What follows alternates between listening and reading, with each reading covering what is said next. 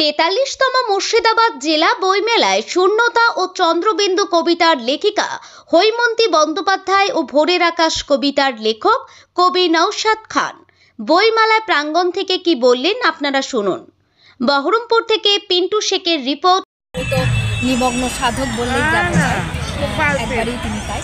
তো আমরা বলতে চাই ওনাকে এটাই বলতে চাইছি যে একটা কি বলবো সুন্দর সুস্থ সমাজ, ধর্মনিরপেক্ষ সমাজ এবং চারিদিক থেকে যে কবি সাহিত্যিকরাই পারেন সেই সমাজটাকে সুন্দরভাবে তৈরি করতে। কারণ চারিদিকেই তো আমরা এখন দেখছি যে ধর্ম নিয়ে একটা বিভিন্ন রকমভাবে এমনভাবে ধর্মটা বড় হয়ে উঠছে মানুষের কাছে যে সেখানে আমাদের সাহিত্যটা সেখানে অনেক বেশি কী বলবো অনেক মান নেমে যাচ্ছে এই কারণে, কারণ আমাদের মধ্যে ধর্মান্ধতা কাজ করছে। তো আমি চাই এই প্রশ্নটা ওনাকে করতে যে সেটা কতদূর কি উনি সফল করছেন বা কতদূর লেখার মধ্যে দিয়ে উনি সেটা প্রকাশ করতে চান।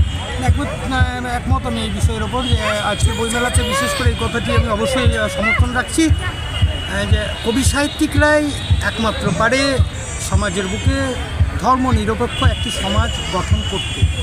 সুস্থ সমাজ, সুস্থ সবল ধর্মনিরপেক্ষ সমাজ গঠন একমাত্রই কবি সাহিত্যিকরাই পারে। এর বিকল্প তৃতীয় কোনো পথ নেই বলে আমি মনে করি।